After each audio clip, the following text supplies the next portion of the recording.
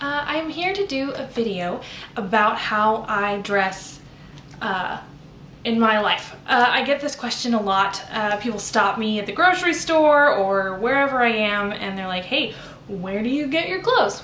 At church, I get that question a lot. And so I thought I would make a video detailing where I get my clothes, what I look for when I'm shopping, and etc. In general, when you are looking for a modern vintage look, which is what I would categorize myself falling into, because I wear a lot of modern pieces that I style in a vintage way. What I look for when I'm shopping is I look for things that nip in at the waist, that have a waistband at your natural waist, or that you can belt.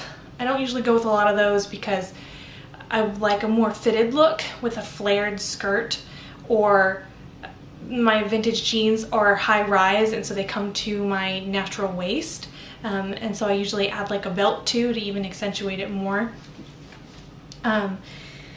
And when I'm looking at modern tops, which in my opinion is the easiest thing to find to style in a vintage way, because you just tuck it in.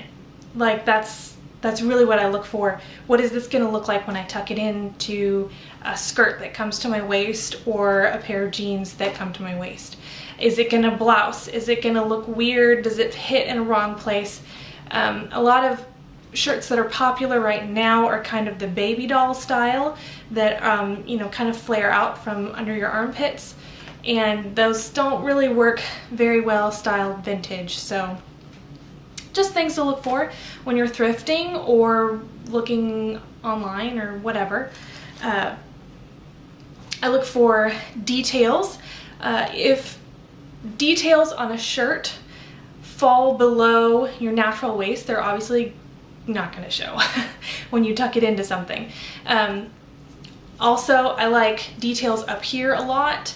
I feel like that's a very vintage thing that they did a lot. They would wear brooches, or they have Peter Pan collars, or they would have embroidery, or just contrast trim or something, stitching, buttons, you know, they always had a lot of things up here. So I always look for that with modern pieces. And also keep in mind, layering is important to me. I base most of my wardrobe around a lightweight summer type clothing because I live in Texas and it is very hot about 3/4 of the year here. So I get a lot of pieces to layer for the winter, so that I can still, like, I can extend the life of my wardrobe and I don't have to have like 10 million items of clothes, which I do anyway, but that's beside the point. When building your modern vintage wardrobe, you're gonna wanna get some key staple pieces that you can style a bunch of different ways and get a lot of use out of.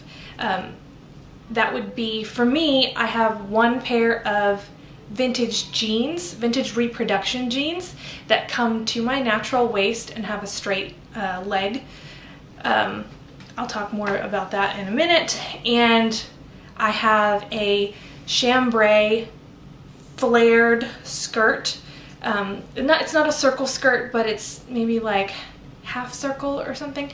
But with a petticoat and it comes to my waist and has a nice waistband that I can put a belt over. I wear that thing all the time. That and my vintage jeans I get the most wear out of. I will spend more on those pieces than I will on like tops or cardigans or things that I can, or shoes, things that I can find other places. But I get the most use out of those.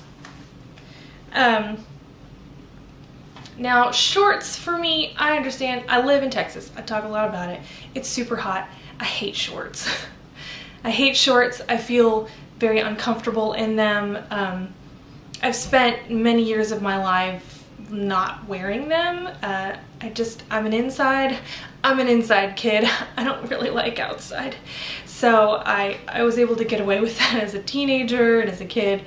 a lot, just not going outside if at all possible.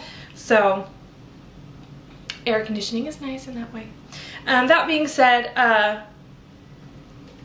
get yourself, if you like shorts and you're comfortable in them, get yourself a nice pair of shorts, a nice pair of vintage jeans, a nice neutral skirt that fits really great that you can wear with a bunch of stuff, and cardigans. This is an item that I don't mind getting vintage because you can layer it on top of a lot of things, and I feel like they don't get as much wear and tear as a lot of my other clothing pieces. Now, to the question of where I get my clothes, or where you can get vintage, modern vintage clothes like Reproduction, or just vintage style clothes. You can make your own. I do so. I have a large collection of vintage patterns. I also have 2 small children. I homeschool and I do a lot of things. And I live in a small house. So I don't really have a lot of time to sew my own garments, but I've done that in the past. And it's really nice to sew your own clothes because then you get authentic vintage styling and you can fit it to your body and pick fabrics and all of that. It's really great, but ain't nobody got time for that. Not in this house. You can get Reproduction vintage clothes. There are a lot of really fantastic indie clothing companies that make vintage Reproduction clothes. For example, my vintage jeans, I've had 2 pair because I lost a bunch of weight and my other pair didn't fit. So I had a Freddy's of Pinewood, highly recommend. My only downside with those is they do not stretch. They have true vintage 100% cotton jeans, which are really nice, and if you're down with that, that's great. I get down on the floor with my kids, or I bend down and clean things or whatever, and it was kind of uncomfortable for me. So when it came time to get a new pair that fit, I got a Lady K Loves pair of jeans because they make them in stretch with a vintage style, which I really like. I think I want to try a different brand though whenever I need to get a new pair. But anyway, those are kind of pricey, but I wear them all the time. I wear them year round. I really get a lot of use out of them, so I feel like that is worth it to me to spend a little extra on. Obviously, you can get true vintage. You can thrift. I thrift a lot. I thrift some. I do a lot of shopping on ThredUp, and mostly that is for tops that I can tuck into stuff, or I've gotten several cardigans from there that have embroidery or that come to my waist, and I have found a couple of skirts, but mostly I get shirts from them. So just keep in mind whenever you do thrift what you're looking for as far as fit and pattern and coloring, and all of those things lend to a vintage look without being actually vintage. There's nothing wrong with actual vintage clothing. Just a personal note for me, I tend to shy away from them because they can be fragile, because they're actually really old. They can be ill-fitting. I find that's the case for me a lot of times. And I'm terrified of getting a stain on them, or my children ripping them, or whatever. I don't want to ruin them, so I tend to shy away from them for my everyday clothing. I do have a few vintage pieces. Some of them are cardigans. I've gotten a couple of dresses at thrift stores and stuff like that, but they also cost a lot of money. If you go to vintage stores that solely sell vintage clothing, they charge a lot for them, in my experience, and maybe that's just my area. So I prefer to get them other places. Now, this last one is more what I do, which is a modern styled vintage look. It's mostly made out of modern pieces, and you just style them in a vintage way, using those guidelines that I talked about earlier. Now, a few common places that I get my clothes. My number one favorite dress place is SHakti.com. SHakti.com. I cannot recommend their dresses enough. They have a lot of, again, what I would call modern vintage. They're vintage styled. They hint toward a vintage look, but they're not reproduction, and they're not pin-up, and they're not like costumey. They have a lot of really great options for shirt dresses and stuff. They change their stock regularly, or their designs regularly, so you do kind of have to watch the site a lot, because they don't just carry vintage inspired dresses, they carry modern dresses as well. So I check every once in a while to see what they have, and if there's any that have a good print or a good style or whatever. A couple of notes about them. I feel like the straight sizes fit me pretty good, but the great thing is, for less than $10, you can get it tailored to your measurements. I'm sorry, what? Like, where else can you do that? Like, when I found SHakti, it like changed my life. I love it so much. They don't pay me, obviously, and not for this video. I just try to tell everybody I can about them because it's fantastic and I love it so much. I love it. You also give them your height, so they can tailor the length of your dress to you. They also sell tops and pants and skirts. My favorite chambray skirt is from them, and I do have a lot of dresses that I wear that are from them. Another place you can go is to Reproduction Sites, like Unique Vintage, or Lady K Loves, or Freddy's of Pinewood, or gosh, there's a lot. House of Haute. Anyway, there's a bunch. There's a bunch of collective clothing. Anyway, there's a bunch of reproduction sites. A lot of really awesome vintage inspired or reproduction clothing indie makers. And I fully support them. I just can't afford them most of the time, so I don't really shop from them very often, except for those staple, the things like the vintage jeans that you can't just get anywhere. A lot of people like to share with me vintage dresses on Amazon, and I just have a few things to say about Amazon.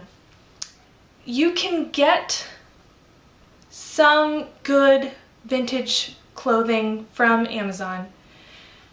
However, buyer beware. I've gotten more than a few duds, and chances are they're very cheaply made, and they're rip-offs of those indie brands that make really awesome clothing. Like I said, I've gotten a few things from Amazon, and the fit's not usually great. The fabric's so-so. They never have pockets. Oh my gosh, I forgot to mention that. Every SHakti dress has pockets. Can I hear an amen? Like, there is light shining down from heaven, pockets in every dress. Standard. Yes, please. Oh my gosh, yes. Anyway. Anyway, so when you get dresses from Amazon, they don't have pockets. They're usually kind of short on me. I'm not terribly tall. I'm 5'7", but the skirts tend to be just a touch too short for my petticoats. So I steer clear of Amazon most of the time. And the same goes for a lot of those really cheap websites like Sammy Dress and Rose Gal, and gosh, there's a million all the time. I tend to stay away from those too. Okay, so those are just a few things about how I shop for clothes, how I style clothes, how I wear them, where I get them. The second half of this video, I'm gonna actually do it. I'm gonna show you the pieces that I would put in a normal outfit, and you're gonna get to see me in all of my awkward glory modeling for you guys. So for the first outfit, I did a casual, gosh, I don't know what to call this, like, I think of it like woodsy hiking, but it's not because I don't hike. But anyway, so let's start with the top and go to the bottom. What I did, I took a plaid shirt that I thrifted recently, and it's what I looked for in this particular shirt is it has this nice gathered detailing on the collarbone area. Nice collar. It's fitted so it like tucks in really nice to the jeans, and I like a nice short sleeve. I also like that it's really lightweight so it breathes because, again, Texas, hot. These are my vintage jeans. Lady K loves, so they have some stretch in the material. They come to my waist, and I usually, in the summer, or I guess when I'm wearing boots, I roll up the bottom a few times. These are my go-to ride or die. I didn't do my hair last night. I can throw it up in a scarf, put on my vintage jeans with a t-shirt, and it looks great. So these are invaluable in my opinion. I can't live without them. And then this is the belt I wore with it. It does have belt loops in those jeans, and this fits perfectly through it. I actually got this at JCPenney, gosh, 3 years ago probably. And yeah, I don't know, I love it. It's just really basic. It's a really nice color. I like the elastic stretch. But it has a more classic buckle, so that goes with the vintage, the modern vintage look. And then on the bottom, I have my new to me brown from Target, because they are Massimo brown boots. They look a little bit like hiking boots, a little bit like combat boots. I would prefer without the toe cap, but it's alright. They give more of a vintage look because they have a smooth sole. The ones with thicker tread, to me, kind of don't really look vintage. So I put this with the jean and I rolled it up more at the bottom so you could see the boot. And that's just a really simple, you could obviously, like, you could throw a cardigan over that if it gets cold, or, you know, whatever. Just a casual, outdoorsy, that's the word, casual, outdoorsy, vintage inspired look.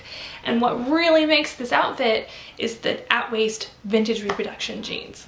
The next outfit, I went for more of a winter styling of these jeans, and I picked a sweater that I got off of ThredUp that is Talbot's.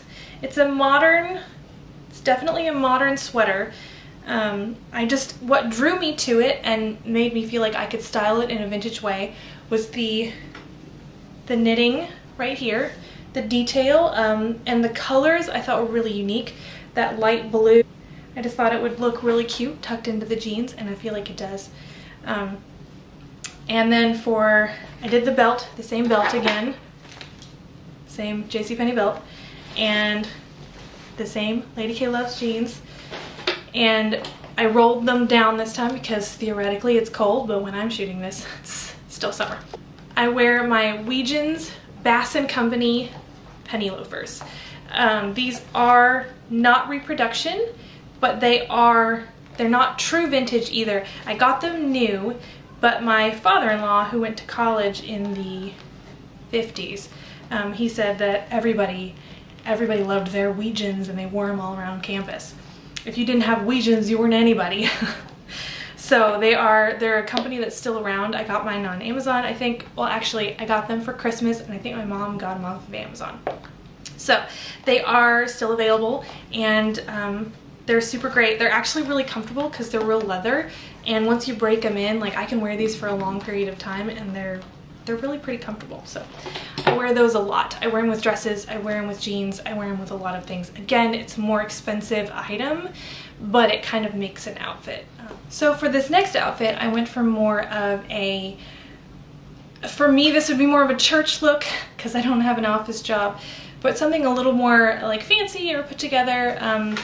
Again, not as straight vintagey because a lot of these things are still really popular, but I feel like with the hair and makeup, it really kind of lends itself that way. So again, I would wear this to church. I got this shirt, this blouse, off of ThredUp. It's a Lauren Conrad. I find that a lot of her stuff is very vintagey-esque. Can be styled in a modern vintage way. Anyway, got it off of ThredUp. I thought the print was really nice, very soft, a subtle floral with the little gathering around the neck. It's a little blousier, but tucked into the skirt, I thought it created a nice, and I didn't mind it being so blousy because the skirt is a straight pencil skirt. Anyway, so I recently thrifted this skirt. I really like the fabric. I thought that looked very 50s or 60s because of the texture. I really like that it's a neutral, and it's kind of got some black and some brown, so it could lend itself either way, which is really nice. It's a Roberta di Castelli. Never heard of that, but it fit me really nice, and it's a straight pencil skirt. Again, really simple, basic item, but it fits at the waist. It has a nice waistband, so you can put a belt over it if you want, but you can definitely tuck in a blouse to get that shape. And for the shoes, these are not vintage reproduction, but this is a company that specializes in vintage inspired shoes. They are online mostly. There are a few shops that they do sell in person, a couple of small vintage shops. The point is, these are another item that are going to be a little more pricey, in my opinion. The heels, it's harder to find heels with the right heel shape and height that are, these have the two-tone wingtip look to them with the peep toe and the sling back. But these were on sale. They were super discounted, and I feel like they go well with the skirt and that blouse. It makes it gives it a little more of a vintage touch because the other items are less so. I have several of these collared, button-down, I think of them as standard shirts. They're usually lightweight.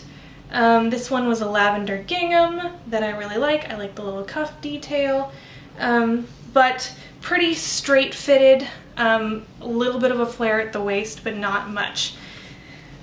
I thrifted this. Again, there's no tag in it, so I have no idea what size or brand, but I don't really care about that kind of thing. What I liked about this one is the detail on the sleeve and the print. Mostly the print. I love gingham. I'm a hardcore gingham fan. So anytime I see gingham in a thrift store, I'm like, how can I make that work for me?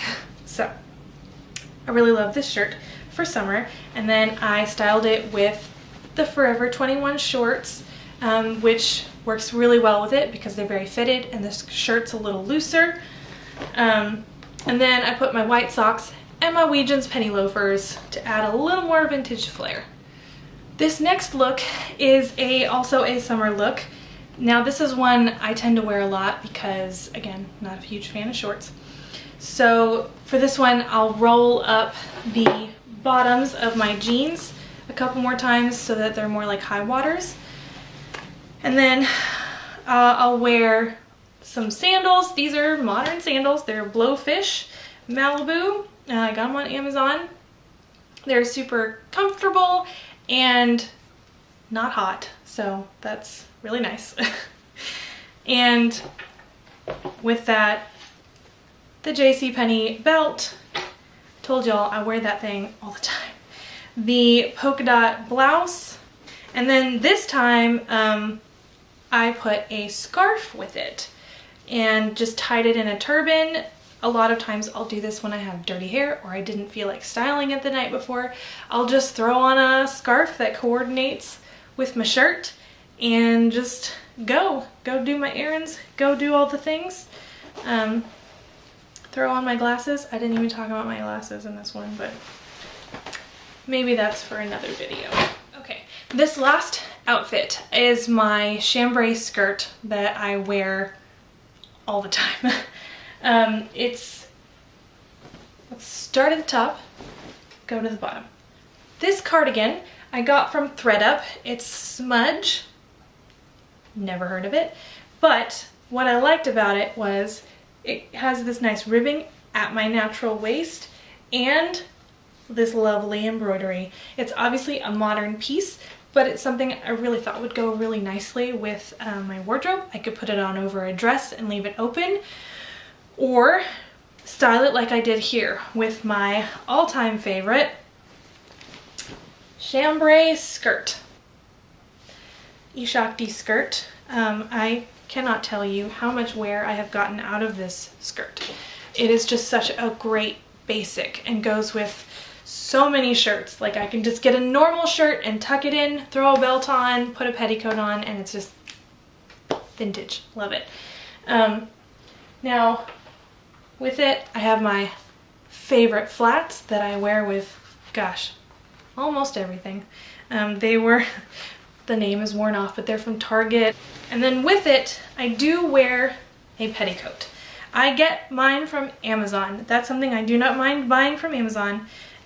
They're really cheap and they last a good amount of time. They do get smushed down after a while and I'll get a new one, but they're like less than $15 and I can get a good year out of them before this one's pretty smushed, before they get too, you know, smushy. But as you can see in the video, it does its job. It's still pretty fluffy. I don't go for like crazy fluff. I'm not going to a square dance just on an average day. So it works for me. And yeah, I hope this video was fun for you. I hope it was informative. I hope it answered some questions.